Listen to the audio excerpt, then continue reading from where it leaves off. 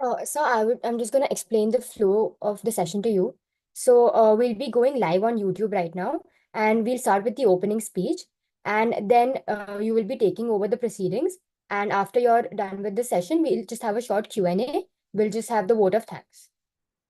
That's the run through.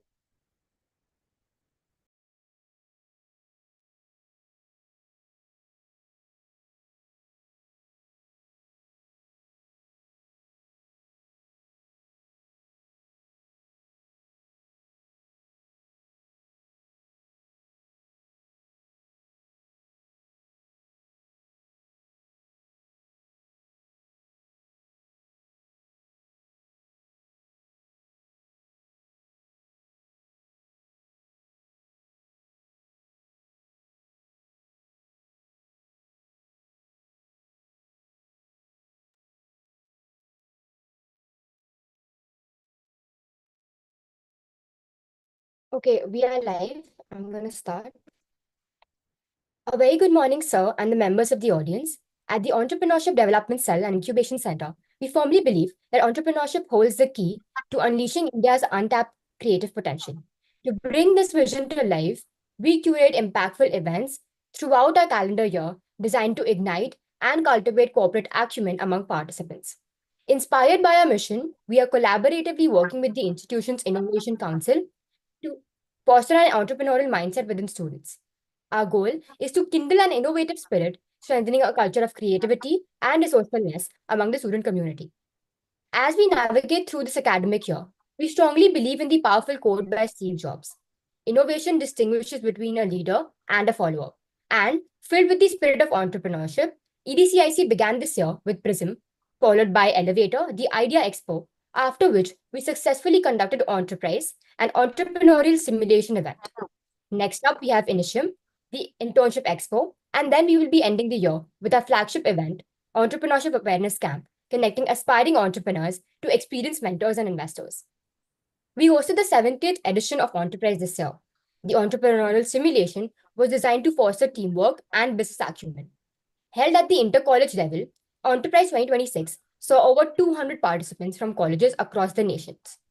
Teams tested their mettle against their excellence that brewed beyond their own campus. 4 days of simulating rounds gave the participants the opportunity into a world of creativity and adventure. Enterprise 2026 has been the most opportune platform for teams to showcase their skills in realms like public relations, marketing, finance, strategy, negotiation, and crisis management.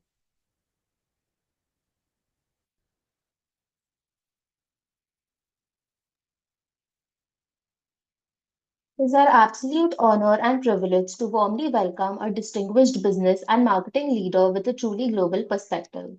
We present to you Mr. Chandan Mukherji as our esteemed speaker. Mr. Chandan is a business and marketing leader with a wide perspective, having worked both in India and at a global level. He is a former director and executive vice president of strategy, marketing, and communication for Nestle in South Asia. He has shaped a strong growth and brand equity trajectory for brands like Maggi, KitKat, and Nescafe. He was a member of the management committee of Nestle in India and had a wide leadership role encompassing strategy, brand building, media, digital insights, consumer engagement, business development, nutrition and wellness, and innovation idea to launch. He has won several industry awards like the CMO Transformation Award, Top Marketers in India, Marketing Visionary of the Year, among others. Prior to his current role, he was the global head of consumer and marketing insights for Nestle, based out of Switzerland. Before joining Nestle, he was with Hindustan Unilever Limited, working in several brand management, innovation, and consumer insights roles. He has a passion for reading and holistically observing what is happening around us. I would now like to request our esteemed speaker to take over the proceedings of today's session and share his enriching insights with us. Well, thank you. Thank you. And good morning, everyone. Pleasure to be here amidst a set of students. We're looking at entrepreneurship. I mean, entrepreneurship is the future already. It is not for just for tomorrow, it is also for today. And I'm sure that all the budding entrepreneurs will do something, which would really help people, help society, and help communities go forward. let me talk a little bit about, the topic on the future of consumer behavior and brand building in a fragmented world. Now, the world, of course, has changed faster than we admit. Yeah. Let me start with a very simple kind of a truth that consumers today live in a world of endless choices, many choices. If you look at, let us say, quick commerce or e-commerce or any of the other places, I mean, it's an endless shelf. Yeah, there are many, many choices. And not just there, I think across all platforms, across all categories, across all types of, choices which are there. It's an endless list of choices. There's constant noise. There are many different opinions. And attention has never been more fragile. Yeah, getting attention of people is very, very kind of, still very much at a premium, still very much, very, very important. And it's very difficult to get people's attention. And you know it as young students, as young people, you know that you have so many things that are constantly coming at you, and things that stick are only the ones that, are very relevant for you. People have changed and they're constantly changing. So their attitudes, their opinions, their behaviors, their lifestyle, technological interfaces are evolving. And so therefore we are also living in a world of, huge change. In this context, which is a very digitalized world, consumers are informed, they're empowered, they're vocal. They don't wait to be told what to believe. They decide. Every scroll is a judgment in a way. If you look through, your feed, it's a judgment. Every skip is a feedback. Every share is an endorsement that maybe, something is interesting. And the consumer is always, looking at and asking, do I trust you? Do you respect me? Do you understand my world? And if the answer is no in any of this, they would just leave. They don't complain. They just leave silently. You wouldn't even know that you have not been able to attract the attention of the consumer.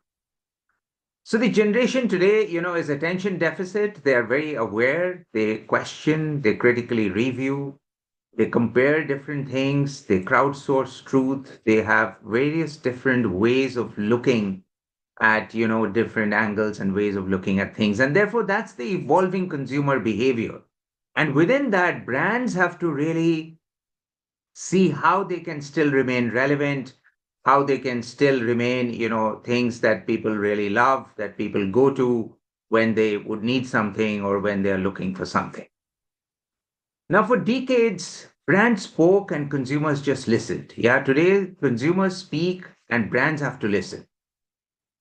They question, they research, they share, and therefore people and their behavior, the way they look at brands, the way they evaluate brands, the way they get sort of interested in something is not for brands to tell them what is good, but for people to experience these brands, people to try these brands. They ask each other. And in India today, even a small town, person in a small town can have as much influence on a brand's opinion or a brand's reputation as maybe somebody sitting in a boardroom. One reel, one review, one WhatsApp forward, everything, all of that can be power, and power is moved decisively to the hands of the people. And therefore, that has to be something that brands have to recognize in this, change of consumer behavior. And entrepreneurs have to recognize that, they are not just developing something for the consumer as a one way, it's a two-way kind of engagement that they have to constantly get into. Now, the world or the market is also getting more and more fragmented. There are so many choices, and I talked about choices, but fragmentation is not really the issue. The issue is that, the problem is trying to sound and look the same everywhere. So people have to stand out, brands have to stand out, they have to catch attention. There may be fragmentation. And today, the world is fragmented across platforms, across cultures, across communities, across mindsets. And each space has its own language, its own rules, its own emotional currency, and a brand, that is going to stand out in this and catch the attention of the consumer and be meaningful and relevant to the consumer has to say something, has to do something, and has to bring something which really connects with the consumer. If it is just copying and pasting something, it means nothing. In a fragmented world, brands don't need louder voices. They actually need better listening skills, understanding skills, and then responding skills with agility to be able to really connect with the consumer. We all know that, digital is the default. And it is not that, it is a separate world, that the world of digital is separate and the world of online and offline are separate. They are actually very well integrated. Discovery happens on phones, and trust is built in comments. Decisions are shaped by communities, um, and so on. And it's a constant kind of online offline interface, and integration is very very key. And therefore, the whole world of omni-channel, whether it is omni-channel communication, whether it is omni-channel commerce, all that is very very key in today's world. A food recipe that a brand will put out or talks about is not going to gain traction only because a food brand planned it. It's going to gain traction if a creator makes it feel personal and talks to the consumer in the right way so that it becomes more meaningful to people's lives. So the consumer is more emotionally intelligent, and they can sense, when a brand connects with them. They can also sense when a brand is doing something which is not connecting with them, or a brand is pretending. They know the difference between a brand that talks about values, and they know when a brand lives them. And that's where they are more purpose aware. Purpose is not about some lofty kind of statement. It's about very simple kind of connections. Is this brand responsible? Is this brand honest? Does it care about people? Does it sort of, is it credible? Is it something that I can really believe? And is it something that can really connect with me? And those are sort of the elements of purpose and elements of culture that people are really, really connecting with.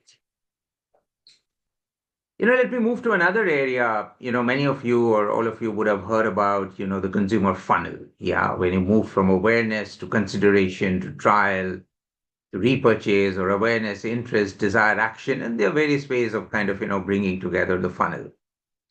And the funnel is not necessarily linear. Consumers do not always very neatly flow from one stage of the funnel to another. They can actually jump, skip, they pause, they return, they may just leave the funnel at a certain point, if they have a doubt, or, they want to go and ask others, or they want to experience or understand it a bit more. One comment can undo 5 or 10 or 20 pieces of communication that a brand sends out. And one good experience can really override something else, and a brand can come into the repertoire. So therefore, brand building today is kind of omni in its entire approach. It happens when there is a product experience, when you see a message, when you have a customer experience or a service interaction, or a response on social media, or a friend's recommendation, and so on and so forth. And brands are built in moments. They are not just built in campaigns or not just built in communication. And therefore, a brand is way beyond what a product is.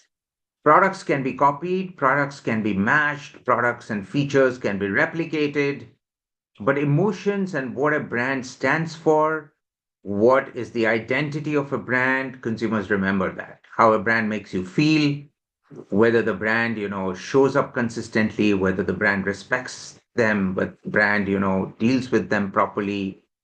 People don't necessarily just build relationships with products, they build relationships with meaning. Like even in our, sort of human relationships that we have with different people, it's all based on meaning. They build relationships with people, not just, with meaning and people, not just with, products. And emotional connection is very important, that will turn, sort of buyers into believers, buyers into advocates, buyers into loyalists. And the strongest brands create meaning, they create belonging, they create connect, they create trust, and so on and so forth. And therefore, trust is so important in today's world, to be able to gain the trust of someone, to be able to gain the trust of a brand. And if you have all these elements built in, and if the product experience is right, if, today in a value conscious world in India, pricing and value equation is still very, very, very, very important, then you would earn, the respect of people, you would earn the respect of people to come back to the brand and therefore, sort of get into a connection with them. Of course, trust is very, very important. In the future, trust will matter more than talent, more than technology, more than tactics.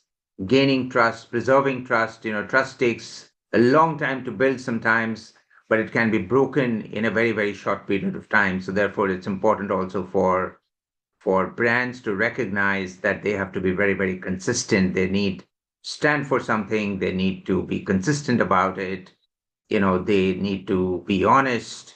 The brand needs to say and do things which it really stands for, and that's the way it looks. Many people talk about purpose, but purpose to my mind is not about a poster or a press release. Purpose without action is just noise, and therefore purpose has to be something which is connected, which is linked, and which sort of guides brand building in a very, very important way. So those are some of the elements of how consumer behavior is changing, how brands need to sort of evolve in a world with so many changes in consumer behavior and lifestyles, with so much of technology coming in. But human truth and human connect is still very, very important for brands to really stay connected, stay meaningful, and so on. Let me change gears a little bit into, India and the opportunity that India sort of, brings. Of course, you're all aware of the opportunity that India brings, but the retail market in India, by 2030 is poised to sort of touch about $1 trillion and dollars. And that's the kind of growth opportunity in India. It's a fast growing economy. It's an economy which is growing very, very, very, very well. And today India, with its differences in tastes and aspirations and desires, across cohorts, across age segments, across generations, across different tiers of towns and cities that we have, we see a very, very rich and intricate consumer landscape of, opportunities, niches, micro niches, even kind of, other specific ones. And the future of Indian consumption is going to be a lot about how the different people across the different tiers, how the different generations also evolve over a period of time. And if you look at Gen Z, which is the young generation like who are very much part of this sort of fabric and driving thought leadership, driving entrepreneurship, driving brands, driving various kinds of elements. They don't necessarily want to sort of, follow everything that has been there from the previous generations. They want the latest things, but they necessarily may not want the greatest things. They are always trying to kind of, curate themselves. They are, sort of getting trust from transparency, from purpose, from community, and so on. So it's very important to understand the values and the identities of who your target consumers are. If you are talking to a Gen Z kind of a target consumer with certain values and identity that the consumer cares about, the person cares about, it's important to talk to them in that right way. If you look at the millennial generation, which is generation just before, of course they have got a slightly different kind of perspective. And why are these perspectives different? The perspectives are different because in the growing up years of these generations, there are different influences that come up. And these influences in the growing up years of different generations actually influence what they care about, how they think, how they get influenced, what really motivates them, how is it, from an overall perspective, and therefore, that influences them. So therefore, if you look at, Gen X, which is the generation before the millennials, or Gen Y, in their growing up years, in their formative years, in their younger years, some of the values and some of the various elements were shaping them in a certain way and looking at them in a certain way, and that was influencing, what things are and what things could be. Also, of course, as people continue in their life journey, of course, there are other influences which also come in. So it's never that, these are the only influences that are there. It's a constantly evolving shape of consumer behavior that we really talked about. And that's how, the shape of consumer behavior is moving in different ways for these different sets of consumers from different generations. So it's important that, as brand builders, as entrepreneurs, as people in business, so our journey is not just about spotting these different consumers, about the different trends and the motivations and aspirations. It's also about, building, ensuring ecosystems that will shape consumption for the decades to come, for the years to come, and so on. I mean, India is not one. India has got various different micro Indias in different ways. Today, the opportunity that rural India or small town India, what we call Bharat, is very very key as well. The aspiration in Bharat is pretty much the aspiration that you find in large town metro urban India as well. But the access is a bit different. They don't have all the access, of what is really there for, let us say, the urban, a younger metro India, but the aspiration is the same because of digital. And therefore, Bharat or small town or rural India is carving out its own path. Now, obviously, the consumer there is evolving fast, mirroring kind of, urban metro aspirations, but very distinct, Bharat specific or very distinct, smaller town kind of, behaviors. And winning there requires different, ecosystems, different business models, different ways of communicating with people, different kinds of trust building mechanisms, value building mechanisms that feel both accessible and aspirational. And that is where, one could make that connection of moving from something to actually executing something and making that work. Of course, the scale of India is massive, and the playbook is not going to be, something you just import from somewhere. It has to be built, from scratch. It has to be something which really kind of resonates with consumers. So a whole set of exciting possibilities of how India is evolving, how consumer behavior is kind of, moving, and how brands have to really kind of, live in this world and thrive in this world and really ensure that, we are sort of, exploring and partnering and backing everything that, would really meet the needs of those consumers and will really kind of, connect with them. The value systems also might be a bit different with the different consumer, segments and cohorts and generations that we are looking at. Of course, the regional mosaic is very, very strong in India, and therefore it's very important to identify what will open the doors. What is it that will open the doors, and what is it that, will bring in people into something, to adopt a new way of doing things or to make a switch in something or to look at it a bit differently. And therefore, that's important for brands to really understand continuously, as an insights engine, which kind of, continuously understands all of this and not just something which is kind of, just left as a one-time kind of exercise or a periodic thing, because things are moving and evolving and changing fast as things go along. Now, in this, of course, communication is going to be very, very important. That's a very important facet of brand building. And in this world of communication today, data, creativity, AI, they're all kind of converging to build demand effectively.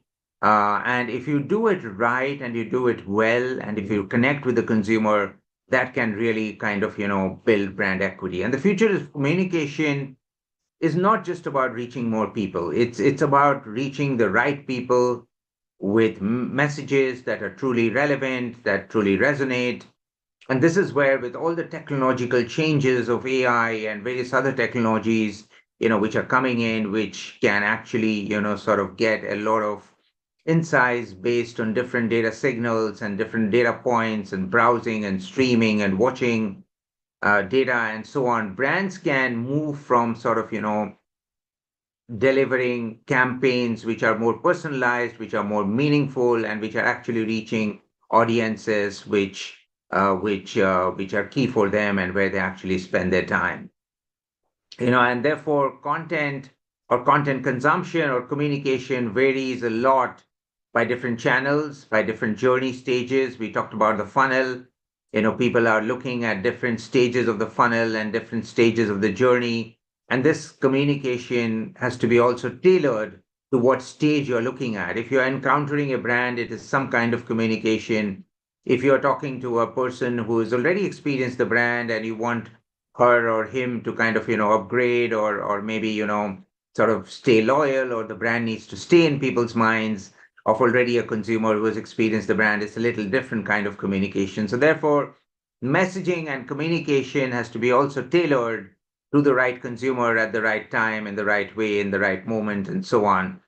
And this is where, in the funnel, one of the points that comes up is, is it about the top of the funnel and the bottom side of the funnel? Is it more about the awareness and consideration stages of the funnel, or is it more about the loyalty and the repurchase stages of the funnel?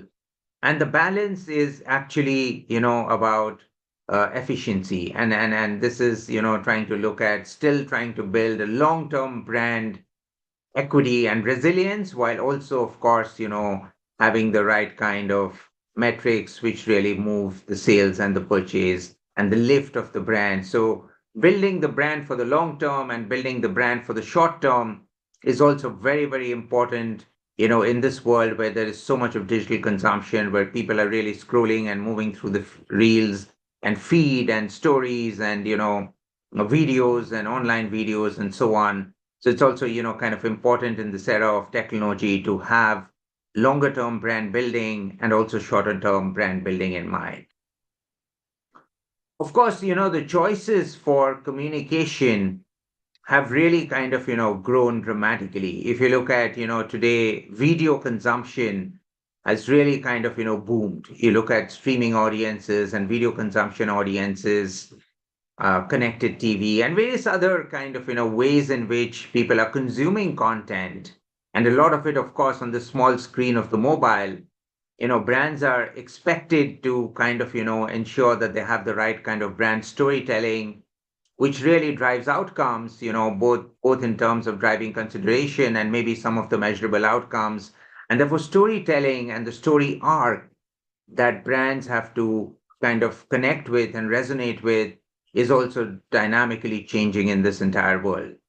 And as technology, sharpens precision, storytelling deeper, and storytelling in more immersive manners with, AR, VR, and various other kind of technologies are becoming more and more interesting.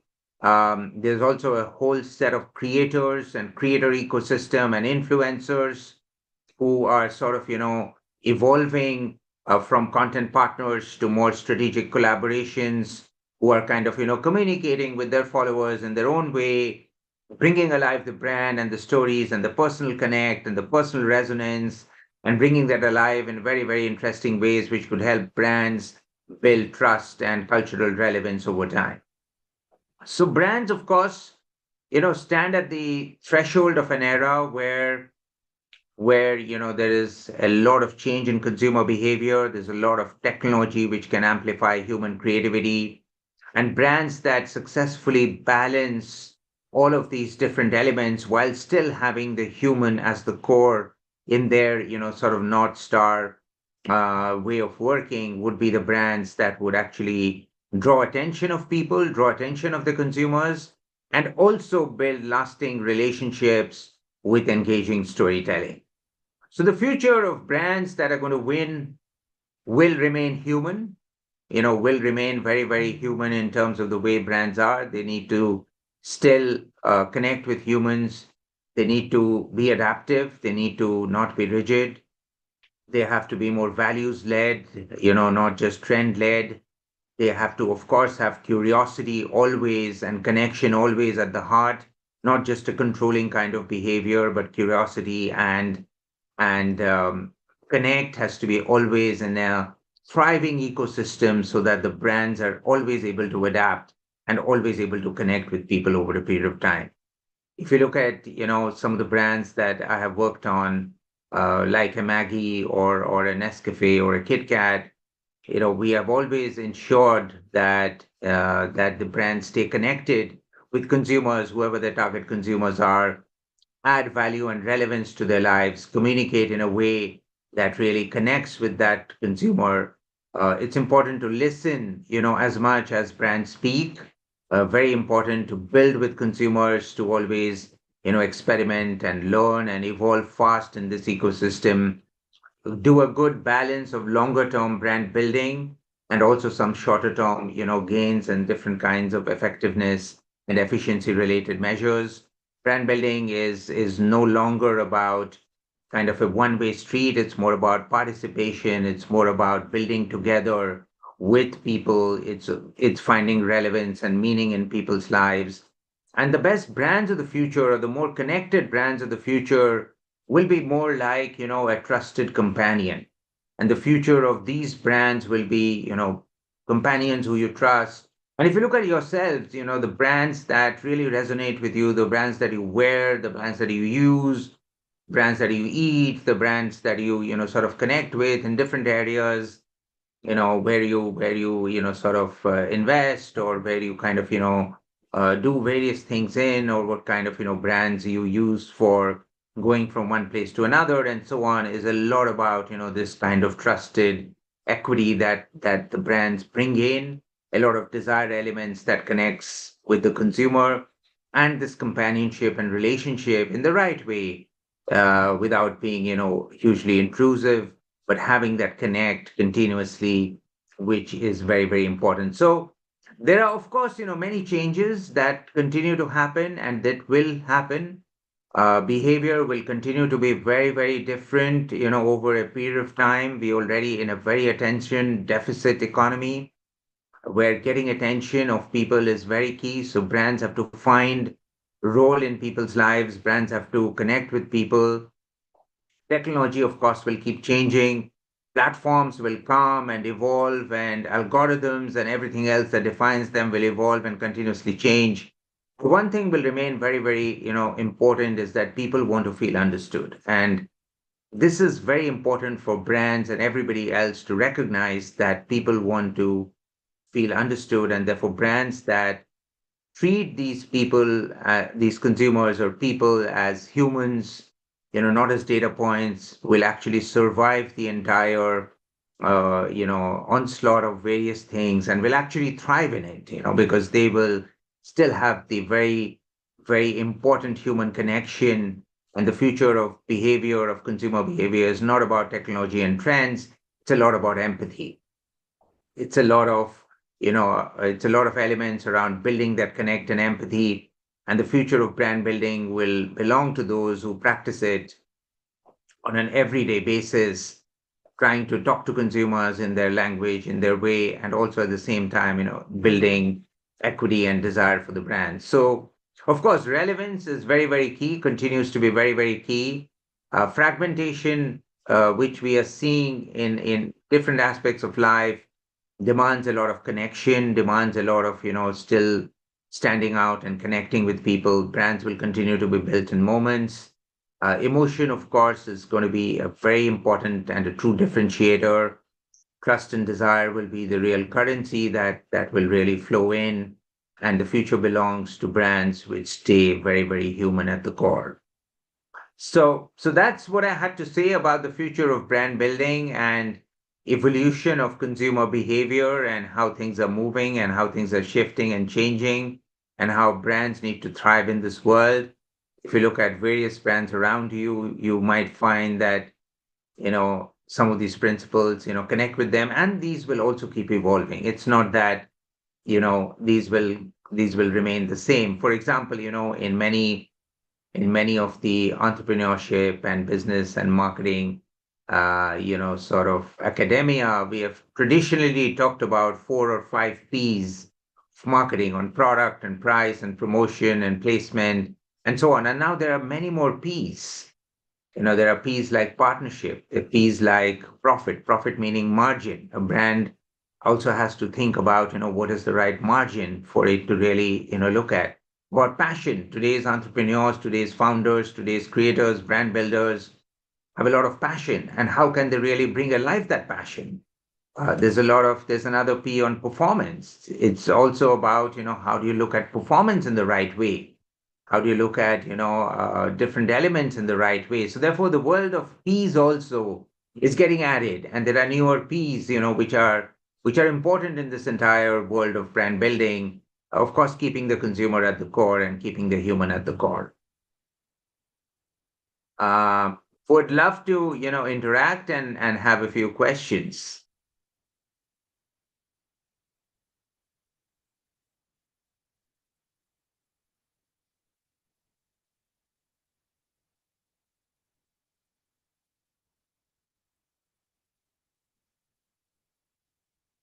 Yes, so we've received a few questions, so we'll just read them out to you. Sure.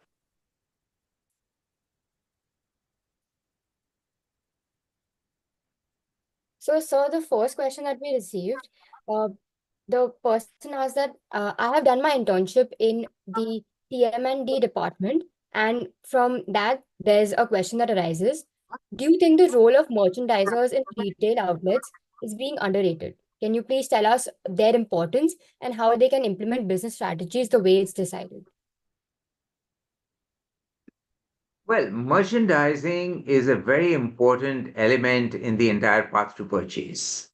Yeah, merchandising is something which is close enough to the moment of truth where the consumer is making a choice, where the consumer is actually going to buy something and is maybe choosing between different elements or different brands or different offers or different, messages which are there on shelf. And merchandising is not just relevant in the traditional offline kind of stores. Merchandising finds its own way and its own nuance in online stores. If you look at, the way the brands are presented in online stores as well, the way, you come up on search in an online store, or the way content gets presented to you or the information gets presented to you in an online store is actually also very, very important. So merchandising is very important in both the offline and the online world. There's a lot more scope about merchandising actually to be able to really connect, to be able to do the right kind of messaging, to be able to stand out in the clutter. You would notice that in all our stores, in many of our stores, especially the larger stores, but equally in the smaller stores, there's a lot of clutter and a lot of different brands who are trying to get consumers' attention. And like I was telling you before, attention is a very important element because there are so many choices in front of us. If you go to a very small kirana store, even, and you have this small counter in the front and then a few things hanging, and then maybe, some brands at the back on the different shelves and so on, it may be a very small store. But what is important is to catch attention and communicate to the consumer, and therefore the role of merchandising becomes very, very important. Often in small stores there's a famous saying, and it's a saying for many, many decades, which is about jo dikhta hai wo bikta hai, which essentially says that, you need to basically be visible and you need to be able to communicate in the right way. Now, is it underrated? I think the scope of what merchandising can do, the scope of what merchandising is capable of doing in the right way is, of course, much higher, than what is being leveraged today by many of the brands. But some of the brands do it really well. It's also important to have consistency in merchandising so that, you have one brand look and feel and different messaging still getting incorporated in that entire way. But yes, there is a lot more scope to stand out. And today, with technology and with different human interfaces and with creativity and innovation, there is, of course, much more scope for merchandising to contribute in a much stronger way on the path to purchase, because this is very close to the moment of truth where the consumer is making a certain choice.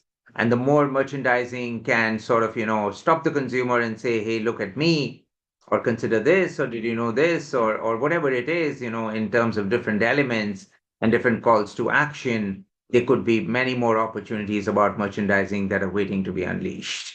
So if you are, getting more and more interested in this entire area of merchandising, I think it's an area which has got a lot of potential where brands can really leverage some very strong merchandising capabilities to be able to really connect and make the right kind of help the consumer make the right kind of decision. Thank you, sir. We have another question. When you were building brands at Nestle, mass media played a huge role. And today, attention is fragmented. How would you build Maggie or Nescafe if they were being launched in 2026? Well, today, of course, brand building has moved from a mass media communication to multiple media communication. That's a big shift which has happened. And in this multiple media communication, like you rightly said, of course, attention is more fragmented. Getting attention is very, very important, very key. And at the same time, using the different medium is also something that one has to really think through. But it's a big opportunity. It's a big opportunity in the sense that today you have many more choices of media, many more choices of different platforms, many more choices beyond just mass media on what you could use to reach these consumers. You could, go and target in a particular place, in a particular way, in a particular geography, in a particular channel, with a particular consumer, with a particular stage of the journey, and so on. So actually, the opportunities have grown in a more manifold manner. Now, with that growth of opportunities, and if you still have, the consumer as the North Star of what you are doing, and with many of these different opportunities that you have, and looking at the consumer journey linked back to the target consumer of looking at from an awareness or encounter stage to building interest and desire, and then moving more into action and purchase and loyalty and so on. If you're able to tailor all of this and look at it in the right way, make it more personalized, make it more effective, make it more efficient, use the right kind of technologies. Of course, brands can still be built. There are so many brands which are being built today, who are resonating very, very powerfully with consumers, who are finding the right kind of consumer. Of course, brand building has also become more expensive.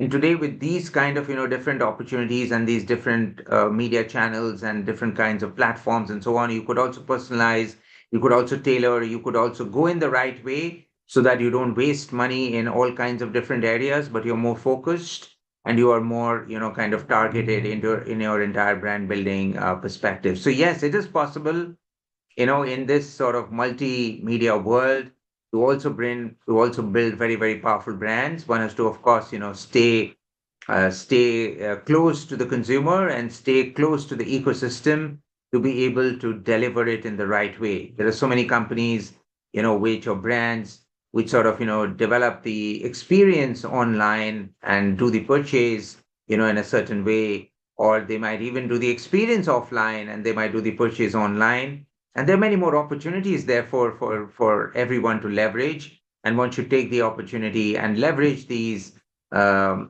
its full potential. Thank you, sir. We had another question. You were talking about consumer segmentation, but consumers today are no longer one large segment, but rather thousands of micro communities. So, how do you think brands should rethink their segmentation in this era? Well, sure. So segmentation is no longer static. It is more dynamic in terms of segmentation, and you have to think through segmentation in two or three different ways. One is, of course, you need to have your sort of segmentation to understand who your target consumer persona is. And you would have heard about the persona word in many different ways. And there are different personas, it's not just one persona, but you need to have, who is this target consumer who you're really going to delight and who you are there for. So that's one segmentation which will kind of guide your overall brand thinking and overall kind of, brand building processes.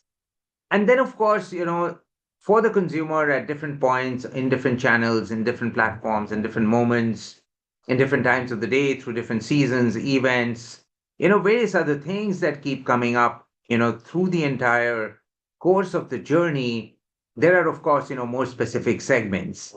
And you need to leverage those segmentation pieces and those segmentation capabilities at different levels at different points in the entire consumer journey. For example, if you're in an online purchase environment, there could be a certain kind of segmentation that you might be looking at. And depending on what kind of data you have, whether it's your own data or data together with some partners and so on, you could look at, is this a first time consumer or is this a repeat consumer or what's the history of purchase or other things?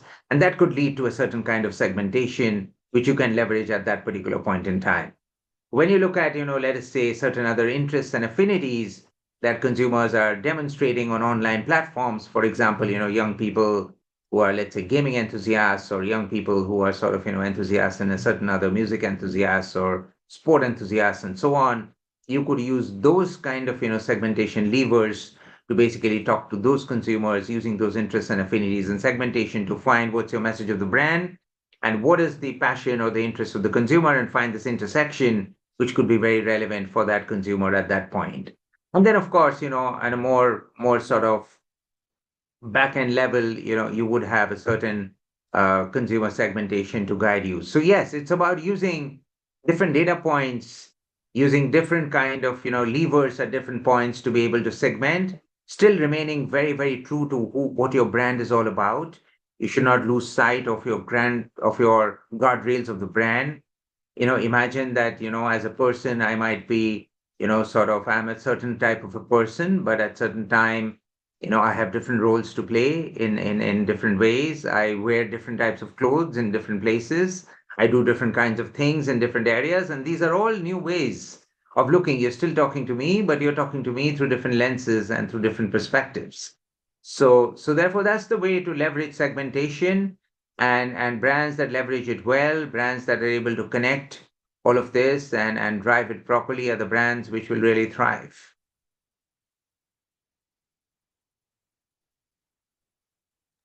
Thank you, sir. Thank you.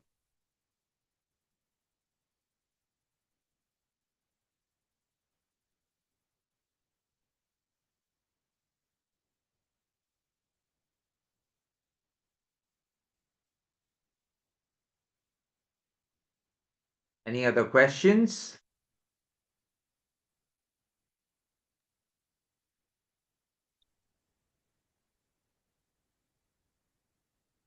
So I think we've reviewed most of the questions, and these were the relevant questions that we could ask. If it's okay with you, can we proceed with the vote of thanks? Yeah, sure. Thank you so much. On behalf of the Entrepreneurship Development Cell and Incubation Center at St. Xavier's College, Kolkata, we extend our heartfelt gratitude to our esteemed speaker, Mr. Chandan Mukherji, for devoting his time, insights, and invaluable contributions to this event. His perspectives and experiences have added immense value to the session and made it truly enriching for everyone present. As we conclude today's closing ceremony, we would also like to express our sincere appreciation to our respected principal, Reverend Dr. Dominic Savio S.J., and Vice Principals, Reverend Dr. Joseph Kulandai S.J., Reverend Dr. Peter Arokiam S.J., and Professor Bertram da Silva for their constant encouragement, which inspires us to strive for excellence and uphold the esteemed Xaverian tradition. Our gratitude extends to our faculty advisor, Dr. Arup Kumar Mitra, for his unwavering support and guidance at every stage. Lastly, a special thanks to the members of the Entrepreneurship Development Cell and Incubation Center for their dedication, impeccable coordination, and commitment making this event a success. The credit form will be rolled out in the YouTube chat box. Attendees are requested to fill it immediately. Once again, thank you all for tuning in with EDCIC. Have a pleasant day. Thank you. Thank you, everyone. Thank you so much, sir.